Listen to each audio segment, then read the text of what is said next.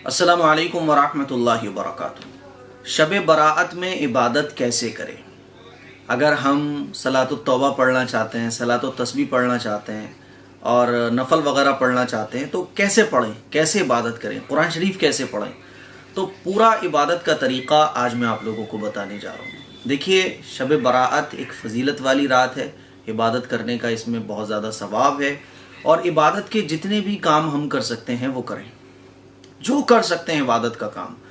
अगर आपका कुरान शरीफ पढ़ने का दिल कर रहा है तो कुरान शरीफ पढ़ें, अगर आपका ज़िक्र करने का दिल कर रहा है तो ज़िक्र करें, कलिमा तय्यबा पढ़ें और आप नफल वगैरह पढ़ना चाहते हैं तो नफल पढ़ें, क़ज़ा पढ़ें, क़ज़ा नमाज़ें अगर आपकी हैं तो क़ज़ा उम्री सबसे पहले आप पढ़ें, सलातुत तौबा पढ़ लें, सलातुल हाजत पढ़ लें, सलातुत तस्बीह पढ़ लें, जो मन करे इबादत के कामों में से आपके करने का वो करें आप, ठीक है। अच्छा, ज़्यादातर लोग जो है ना वो नफल नमाज़ पढ़ते हैं, तो नफल नमाज़ पढ़ने का तरीक़ा मैं बता देता हूँ। मान लीजिए आपको 10 रकात पढ़नी है, 20 रकात पढ़नी है, तो नफल नमाज जो है वो 2-2 रकात करके पढ़ी जाती है। और नफल नमाज पढ़ने का तरीक़ा बिल्कुल आसान है कि नियत बांधने के बाद, अच्छा नियत भी दिल के इरादे का नाम होता है, ठीक है। अगर आप मान लीजिए 200 रकात पढ़ने जा रहे हो, 100 रकात पढ़ने जा रहे हो, या 20 रकात पढ़ने जा रहे हो, 50 रकात पढ़ने जा रहे हो, जितनी भी आपको पढ़नी है आप एक बार में भी नियत कर सकते हो कि अल्लाह मैं 50 रकात नफल नमाज पढ़ने जा रहा हूँ, ठीक है, या 10 रकात पढ़ने जा रहा हूँ, या आप जितनी पढ़ने जा रहे हैं, क्योंकि नफल नमाज 2-2 रकात करके ही पढ़ी जाती है, तो आप 2 रकात हर बार भी नियत कर सकते हैं। मान लीजिए 2 रकात आप पढ़ने जा रहे हो तो नियत कर सकते हो अल्लाह मैं 2 रकात नमाज नफल पढ़ने जा रहा हूँ वास्ते अल्लाह ताला की, मुँह मेरा काबे शरीफ की तरफ।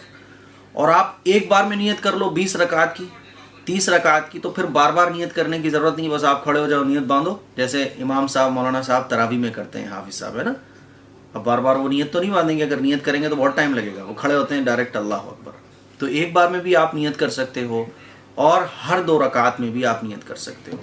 नफल नमाज 2-2 रकात करके ही पढ़ी जाती है, वैसे तो 4 रकात करके भी हम पढ़ सकते हैं, लेकिन नफल नमाज में बेहतर ये है, अफजल ये है कि 2 रकात की नियत बांधी जाए, 2-2 रकात करके नफल नमाज पढ़ी जाए। पढ़ने का तरीका सेम होता है। नियत बांधने के बाद आपने सना पढ़नी है, सना के बाद सूरह फातिहा पढ़नी है, फिर उसके बाद कोई भी सूरत मिलानी है, जो आपको सूरत याद हो। एक रकात कंप्लीट करें, दूसरी रकात में भी सेम इसी तरह सूरह फातिहा पढ़नी है और सूरह फातिहा के बाद कोई भी सूरत मिलानी है। इस तरह से 2-2 रकात करके आप जितनी मर्जी आप उतनी रकात नफल नमाज की पढ़ सकते हो।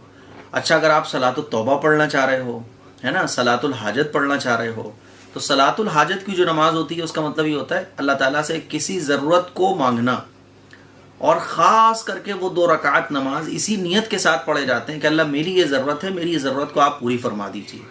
इस नमाज को सलातुल हाजत कह दिया जाता है। सलातुत तौबा उस नमाज को कहा जाता है जिसमें अल्लाह ताला से 2 रकात नमाज पढ़कर अपने गुनाह की माफ़ी मांगी जाए ख़ास तौर पे, ठीक है। तो सलातुत तौबा भी आप पढ़ सकते हो। अच्छा, ये जो नमाज़ें हैं, सलातुत तौबा है, सलातुल हाजत है ना, और जो नफल नमाज़ें ये सेम पढ़ी जाती हैं, बस नियत का फ़र्क होता है, नियत का डिफरेंस है, बाकी सब कुछ पढ़ने का तरीका सेम होता है, सेम तरीका है बिल्कुल। बस आप नियत ये कर लोगे, मान लीजिए सलातुत तौबा कब पढ़ी जाती है, जब आपसे कोई गुनाह हो जाए, आपको अपना कोई माजी में पास्ट में किया हुआ कोई गुनाह याद आ गया, या आपने आज ही के दिन कोई गुनाह किया है, तो आप सलातुत तौबा 2 रकात नमाज पढ़कर अल्लाह से दुआ करो कि अल्लाह मेरा ये गुनाह माफ़ फरमा दे।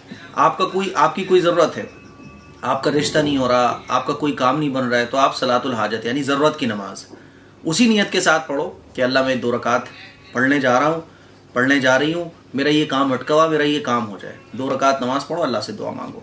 तो जितनी भी तरह की नफल नमाजें हैं सबके पढ़ने का तरीका सेम होता है, बस नियत का फ़र्क होता है। और सलातुत तस्बीह बहुत सारे लोग पढ़ते हैं, तो सलातुत तस्बीह का तरीका मैंने ऑलरेडी अलग से क्लिप बना के आप लोगों को बता दिया है। अच्छा, तहज्जुद का एहतमाम करें, इस रात में तहज्जुद की नमाज का ख़ास एहतमाम करें, क्योंकि आम दिनों में तो हम लोग तहज्जुद नहीं पढ़ पाते हैं, लेकिन ये मौका होता है जिसमें हमें सहरी भी करनी होती है, इबादत भी हम कर रहे होते हैं, तो भले से शुरू के हिस्से में आप थोड़ा बहुत सो जाओ, नींद आ रही है, लेकिन तहज्जुद मिस नहीं होना चाहिए।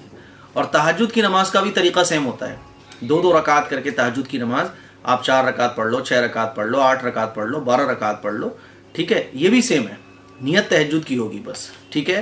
तो नमाजों के सिलसिले में तो ये बात थी जो मैंने आप लोगों के सामने अर्ज कर दी। अब क़ज़ा उम्री आपको पढ़नी है तो आप क़ज़ा उम्री भी पढ़ सकते हो। क़ज़ा उम्री पढ़ने का भी बिल्कुल आसान तरीका है।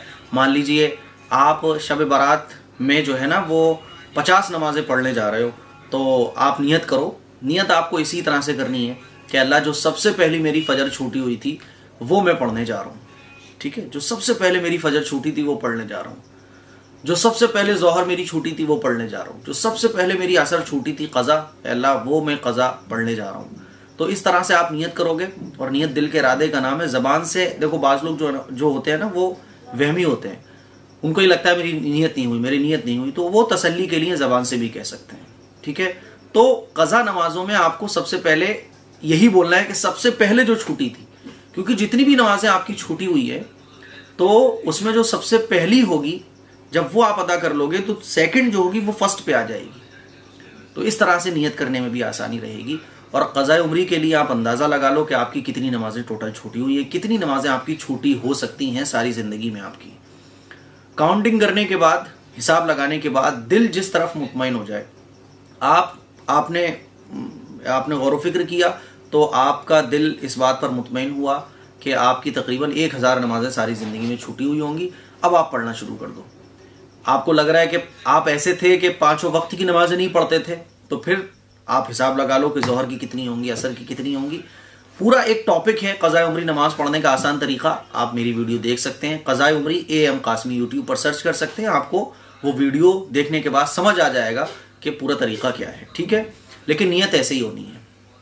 اور اگر آپ کو پتہ نہیں بھی ہے, مان لیجیے آپ حساب نہیں لگانا چاہ رہے, ٹائم بہت خرچ ہوگا, تو قضاء عمری آپ پڑھنا چاہتے ہو تو آپ اسی طرح سے پڑھو گے کہ سب سے پہلے جو فجر چھوٹی ہوئی تھی وہ میں پڑھنے جا رہا ہوں, سب سے پہلے ظہر جو چھوٹی ہوئی تھی وہ پڑھنے جا رہا ہوں. اچھا, آپ فجر کی نماز زیادہ چھوڑتے ہیں لوگ, تو فجر کی ایک بار میں بھی آپ قضا کر سکتے ہو. جتنی آپ قضا نمازیں فجر کی پڑھو گے وہ ڈائری میں نوٹ کر لو, 100 نمازیں میں نے پڑھ لی, 50 نمازیں پڑھ لی. ٹھیک ہے, تو اس طرح سے آپ قضا نمازیں بھی پڑھ سکتے ہو. یہ تو نمازوں کے مسئلے میں بات ہو گئی. اب قرآن کے سلسلے میں بات کرتے ہیں. قرآن مجید کتنا پڑھنا ہے؟ قرآن مجید پڑھنے کا بہت زیادہ ثواب ہے.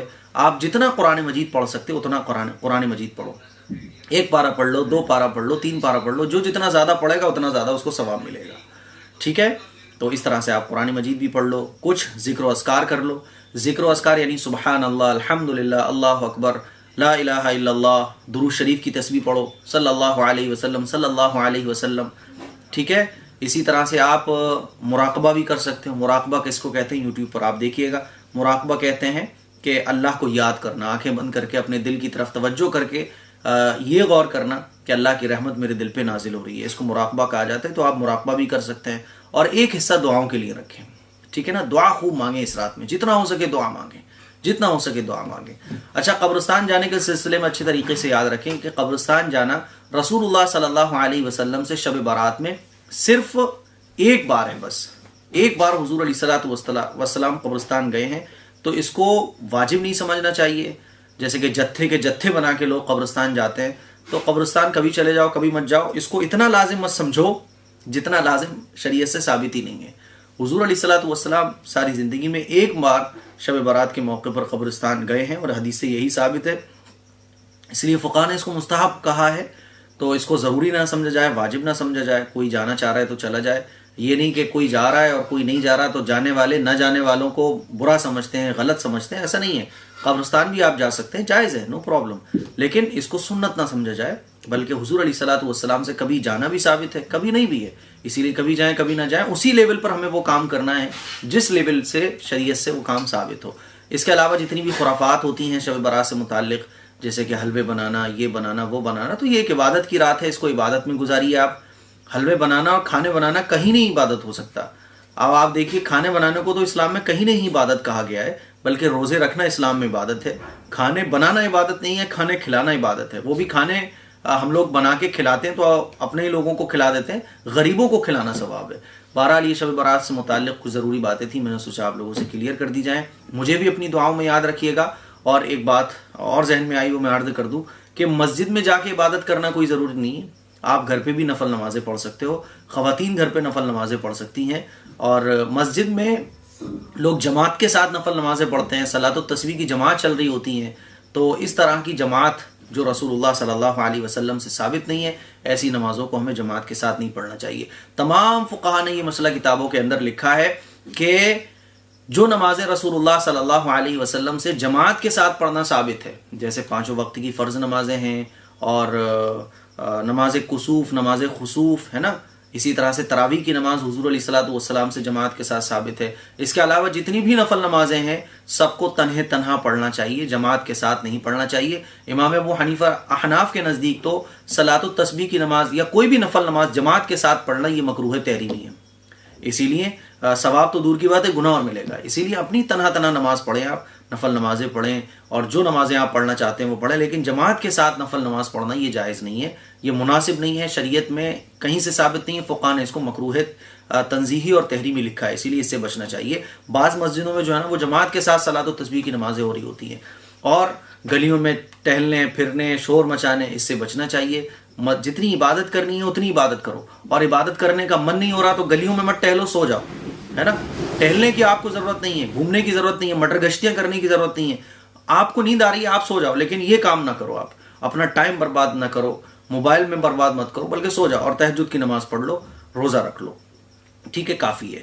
اور مسجد میں جو لوگ جا کے عبادت کرنا چاہتے ہیں وہ مسجد میں جا کے بھی کر سکتے ہیں، اور جو لوگ گھر میں عبادت کرنا چاہتے ہیں وہ گھر میں بھی کر سکتے ہیں، بلکہ افضل فقہاء نے محدثین نے یہ لکھا ہے کہ نفل عبادت گھر میں کرنا چاہیے۔ رسول اللہ صلی اللہ علیہ وسلم کی غالباً حدیث بھی ہے، اور مفہوم یہ ہے کہ اپنے گھر کو قبرستان نہ بناؤ، یعنی اپنے گھر میں عبادت کرو، تو اسی لیے گھر میں بھی عبادت کا ایک حصہ ہمیں کرنا چاہیے۔ ہاں مسجد میں دل لگتا ہے، طبیعت لگتی ہے، ماحول ہوتا ہے، لیکن بہرحال کچھ نہ کچھ حصہ عبادت کا ہمیں گھر پہ بھی کرنا چاہیے۔ تو یہ کچھ ضروری باتیں تھیں، میں نے سوچا آپ لوگوں سے شیئر کر دی جائے، اس کے لیے کچھ شیئر کریں۔ السلام علیکم ورحمۃ اللہ وبرکاتہ۔